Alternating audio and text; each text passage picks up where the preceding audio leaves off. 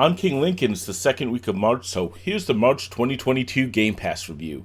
This month we have a smaller selection, but there are a couple of massive titles here which are worthy of your attention. At the same time, there is some variety between the Xbox and PC, as well as some cloud-only titles. There were also a couple of surprise releases not on these lists.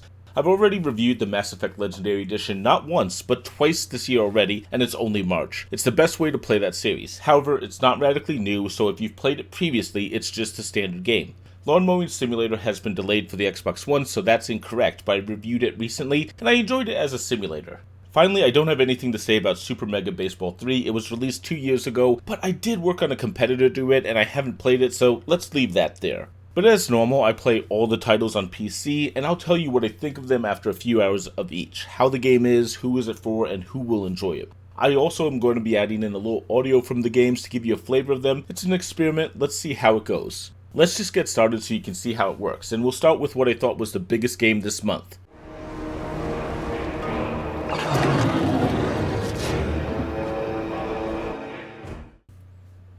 Total War Warhammer 3, an in-depth, large-scale strategy game. Total War Warhammer 3 is another attempt to adapt the Total War franchise with the Warhammer franchise, and so far it seems good. But I say this having barely played the Total War series previously or the Warhammer franchise. The tutorial is once again very long, as is the game. Total War Warhammer 3 is one of those games you can play hundreds of hours of, and yet still have even more to do after that. The tutorial was really solid, giving players a lot of information and slowly rolling out details and features. This is a time sink game. There's a lot to do, lots of information, multiple factions, and likely there's a ton of expansions planned if this is anything like the previous two titles. If I had infinite time though, I could see myself playing a lot more of this. The size of the armies here is amazing, and I love the lore of this universe even if I haven't made it that far into the games. Pick this up if you like Warhammer 2. I've heard complaints from fans that the UI is weaker and that there's a lot of changes, but I don't think that will turn off any true fan, and even if they do, mods and future patches will probably be good. Honestly, I'm not the guy for this game. Check out Mandalore. I adore his reviews and he's worthy of getting his opinion heard more. He's a fantastic source on this game, genre, and universe, so I will defer to his knowledge on this one. Brady to throw for it on fourth down. And this is caught. It's pulled in by Gronkowski. Madden NFL 22. It's like fantasy football, but you actually have to play it. When I was young, Madden was the standard in realistic football simulators. Madden got the feeling of the sport as well as the presentation. Maybe I was naive, maybe the game was better, but I really don't see that game anymore in this one. Madden has turned into a number-heavy game with a small amount of probability thrown in, and you can almost feel the gears turning on every play. But the game itself has a bigger issue. There's been a growing sense of resentment on Madden, and after playing for less than an hour, I understand that sentiment. After 4 hours, it was even worse. I kept seeing the exact same animations. The characters barely look like their real counterparts, some are unrecognizable. There are still glitches after the entire season is over. I split my time between fun online challenges and franchise mode where Tom Brady and Gronkowski return to the Pats for one more run at the Super Bowl. Go Pats. It's football, but you really can feel those stats. Pick this up if you want a football game, and while Mutant League Football does exist, it's really clear that this is the only game in town for true football fans, which is why the game has become so weak. With no competition, Madden just prints money, and while I don't know how different it is in each version, this one feels very lackluster, like they aren't really trying anymore. There is a big push for Ultimate Team as well, and that's even more stat-based gameplay than anything, but as well as microtransactions. You probably know how I feel about those, but if you don't, I'm heavily against it. Surprise. Oh, and a quick side note. As I was recording this, Tom Brady announced he's coming out of retirement for another season, so you may blame me for that as well.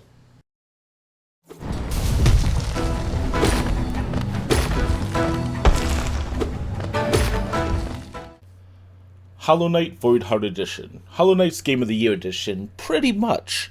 I'm not sure if this really counts as a new game, but it's always good to talk about Hollow Knight. This is one of the best Metroidvania-style games that takes ultra-hard gameplay and combines it with the map exploration of the Metroidvania genre. See, I didn't actually have to say Dark Souls. This is pretty brutally hard at times. I always get stuck on the Watcher Knight boss encounter late in the game, but I still have a great time getting up to them. I believe this is just an updated version of the normal game on PC, but the update allows cross-platform cloud saves, which is a nice touch. My Steam save game actually got copied over as well, well, I'm just going to show the first area as that's my normal policy. Everything here works well, the controls are tight, the atmosphere is amazing, and the challenge will push players to the limit. Pick this up if you want a challenging game or like Metroidvanias. I've never beat the game like I said, but I still respect the hell out of it just for the quality. Replaying this game was a joy, and it's just such a great title that it's worth checking out by almost everyone. Though I will say the difficulty can be pretty steep, but it is extra rewarding once you beat each boss.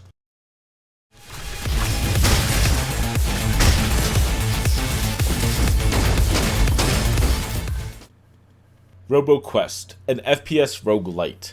RoboQuest seems interesting. It's an FPS roguelite in early access, or I'm sorry, game preview, right Microsoft? I mean, that term actually means something outside of this. It's very confusing. Anyways, that means it's going to be very hard to judge. The gunplay here is fast-paced and solid, but while playing it, it felt like something was missing, probably a little more balance. It's a game that screams that it's unfinished because it is, though that's a bit noticeable here.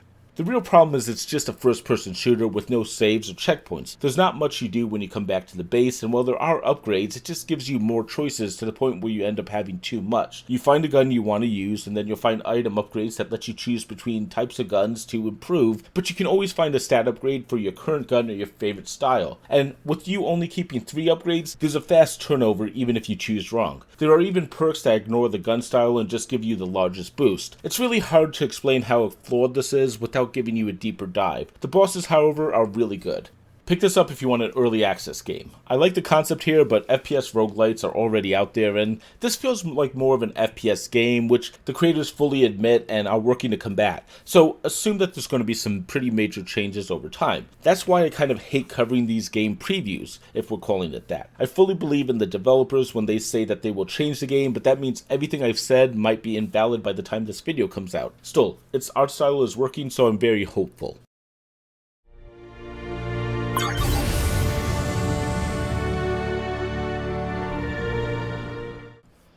Galactic Civilization 3. Civilization in space!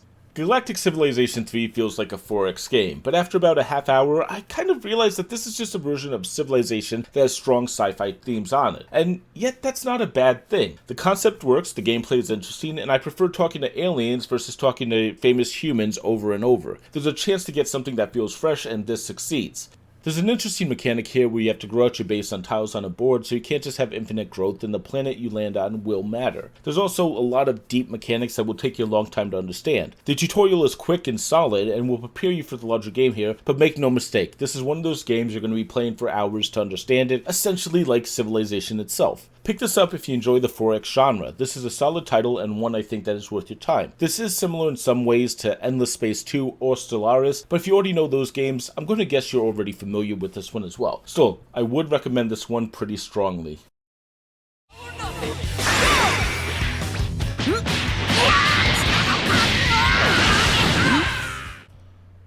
Dragonball Fighter Z, an approachable fighter game for a massive anime franchise. Dragonball Fighter Z reminds me quite a bit of Marvel vs. Capcom in more ways than one. The fighting controls are pretty easy to get a handle on, there's a large cast of characters from a beloved franchise. While Marvel vs. Capcom fell off a cliff when Infinite came out, Dragonball Fighter Z was there to pick up the flag just a few months later and carry it. Dragon Ball also adds in an interesting overworld map and a large story mode, which only helps to create a better experience. That being said, the game does get called out because it's so friendly to beginners with systems like auto combo, though this is intended to allow players to have fun with their favorite characters rather than worrying about the heights of fighting game tier lists. Considering it's still played at EVO, the massive fighting game tournament, it still earns at least a decent amount of credibility. Still, the point of the game is to have fun with Dragon Ball franchise, and in that, it's certainly successful. Pick this up if you're a Dragon Ball fan, obviously, or if you like a more casual fighter. This is a solid title that has a decent amount of offline content, but before long, you have to venture online for new things to do, and even there, it's a pretty active community still.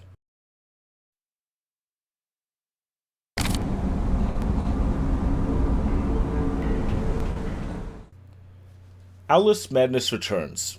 I think the book did this better. Alice Madness Returns is a sequel to American McGee's Alice. It tries to tell a dark, twisted tale with the Alice motif. Honestly, this game came out in 2011, and you can tell that from the game's grim, dark, twisted storyline, which was actually a popular style in games at the time. Alice in Wonderland was ripe for exploitation as a innocent child's book beloved by many. There's also the ever-popular dodge combat, which was popular in that time frame as well.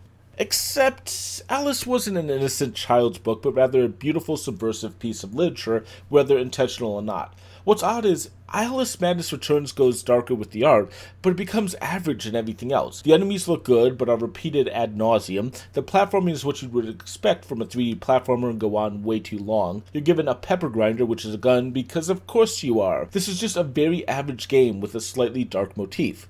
Pick this up if you like Alice in Wonderland and want to see someone's riff on it. There is some great art design, but not great gameplay. At the same time, I do have to say the game does still look pretty impressive for a 10-year-old game, and in that way it holds up. I just wish they could have done something more interesting with the gameplay or story.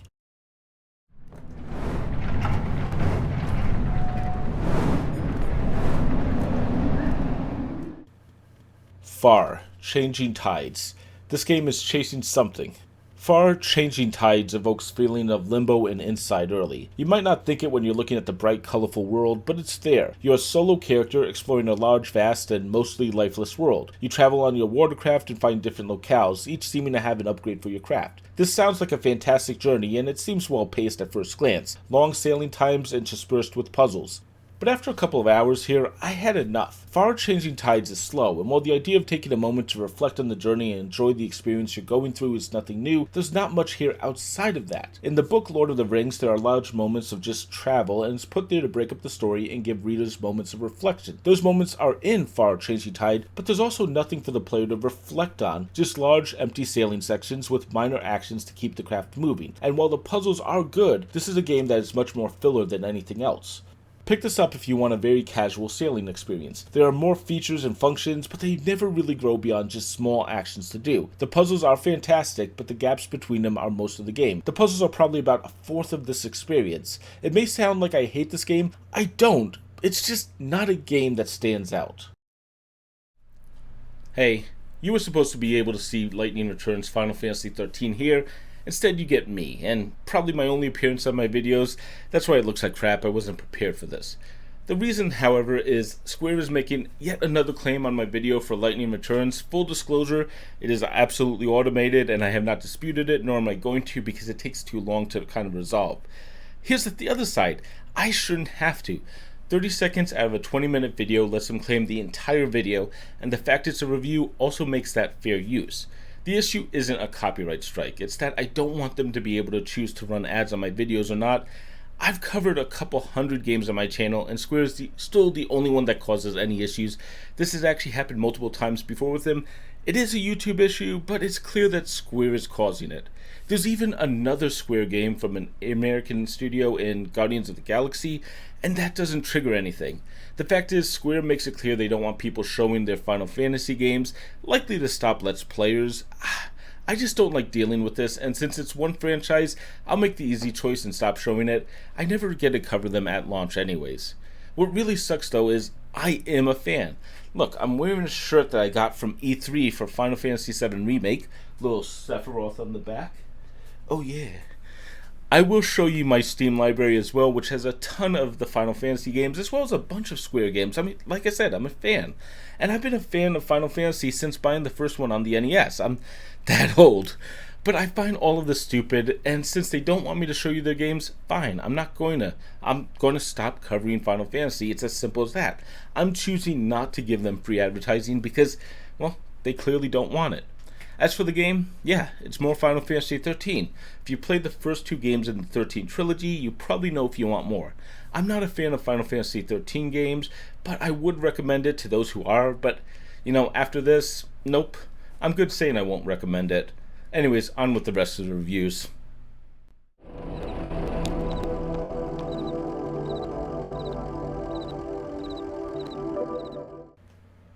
Kentucky Route Zero, a story about getting lost.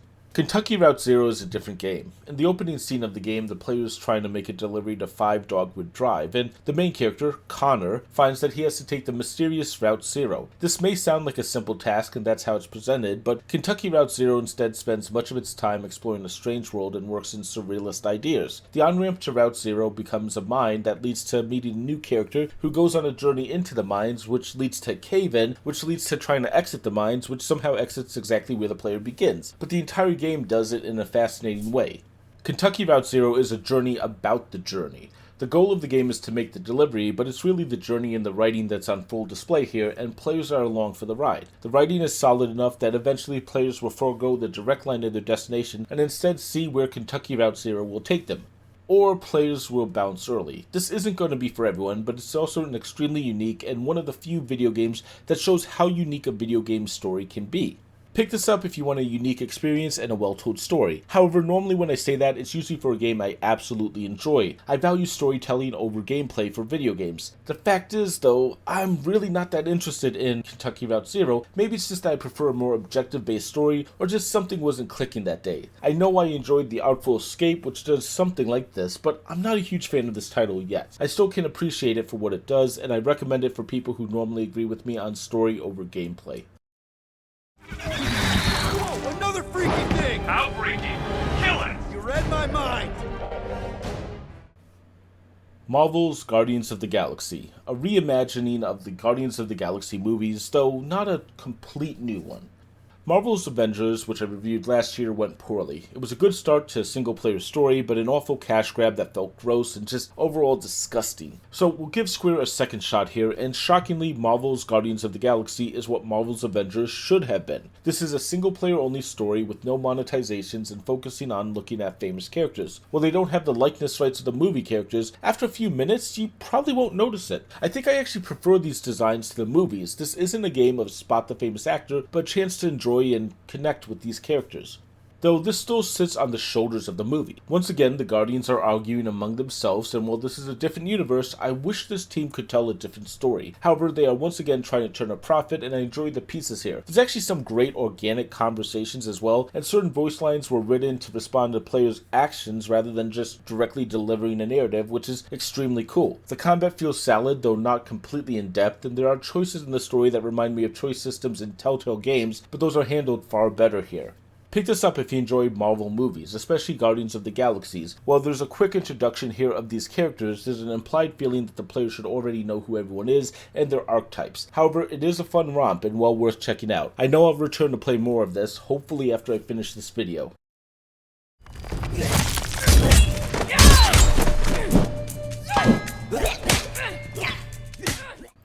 Young Souls. Why is this called Souls?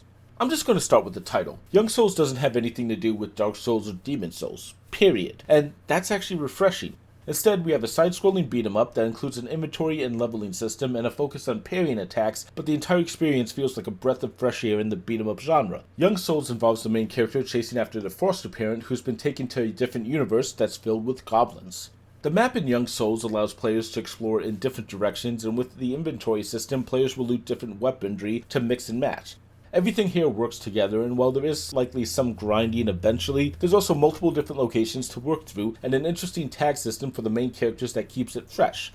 Pick this up if you miss old side-scrollers. This brings me back to the days of playing through Teenage Mutant Ninja Turtles and Final Fight. I actually just recently played it while playing some retro games, but I'd honestly say the inventory system here really makes this feel far better than the classics, and for that reason alone, it's worth checking out. And that's what I have for this month. Now, as I said at the beginning, this was a light month with only 12 games, but again, there were some massive games this month, and there are quite a few worthy of accolades here. I only ran into one technical issue, and that is better than last month, but I'm still keeping an eye on this. Honestly, I'm a little peeved. I'm not sure why Lightning Returns is different on Steam versus Microsoft, even if the Microsoft version might be the better choice. I've said quite a bit about how good the selection was this month. The previous months had a quantity over quality approach, but here are some of the biggest titles, and this is a month that shows how good the service can be, even if there isn't a ton of games. I'm going to be moving on to the top 5 of this month, but there was a lot of competition. An honorable mention should be made for Galactic Civilizations 3, which just missed this list. Anyways, here's the real list. The 5th strongest of this month is Dragonball Fighter Z. This is an accessible fighting game with a colorful style, but I think you already have to be into Dragon Ball Z to kind of enjoy this. It's a great game though, and something anyone can pick up and have a good time with. The 4th strongest of this month is Young Souls. I really wanted to rate this higher, but it can't compete with the rest of this list. However, Young Souls is a promising game that I definitely want to see more of. It's a breath of fresh air in a genre that doesn't change too much. Worth a look. The third strongest of this month is Total War Warhammer 3. This is a huge game, but I also think this is a very focused game as well. If you're not a fan of Warhammer or these massive strategy games, it's going to take a bit to get into this. However, I love the size and the scale of this series and wouldn't mind playing some more of this to understand all the mechanics. The second strongest of this month is Hollow Knight. Hollow Knight is fantastic, and there's just one thing keeping it from the top spot. The base game here is 5 years old. It's still amazing as it always was, but it's been all over the place in those 5 years, and I believe most of the potential audience has already played this title. If you haven't though, give this one a shot. The strongest of March 2022 is Marvel's Guardians of the Galaxy. This was a major title last year, and while it's a bit delayed in reaching Game Pass, it's still a major title here, and worthy of your attention. The writing is good, the gameplay is solid, and even though this is a game based on characters who have already been in 2 movies, there's so much here that keeps it fresh, which is perfect. Check this one out if you haven't already. And that's what I have for this month. Now, if you've been listening closely, you may have noticed I added in audio tracks in. I tried to give you about 5 seconds of the audio of the game. I'd love to hear what you're all thinking about that. I've had a few issues in the past with claims and audio mixing, but I figured I'd try to give you a taste of what the game sounds like. Let me know what you think. Thanks to Christian Grazer for the suggestion. If you hate it, you can of course blame him. Just kidding, of course. It was my decision, but I really appreciate the suggestion. It's what pushed me to do this. Normally, I like to look at what's coming up next, but I'm getting this video out before the 15th, so Microsoft hasn't revealed what's coming up beyond this, and unsurprisingly, they aren't giving me a sneak peek just yet. Also, the games leaving currently should be gone the day I release this video, but goodbye to Fogs, Torchlight 3, The Surge 2, and Nier Automata. Hopefully I said that one right. And if you've enjoyed this, consider subscribing and ringing that bell. That's always good. If you want to do even more, liking, commenting, and sharing are always helpful to the channel. I do have a Discord server with the link in the description as a place you can hang out and talk games with everyone. And finally, if you want to check out more from me, check out one of the videos on the screen or take a look at what else is on my channel. See you next time.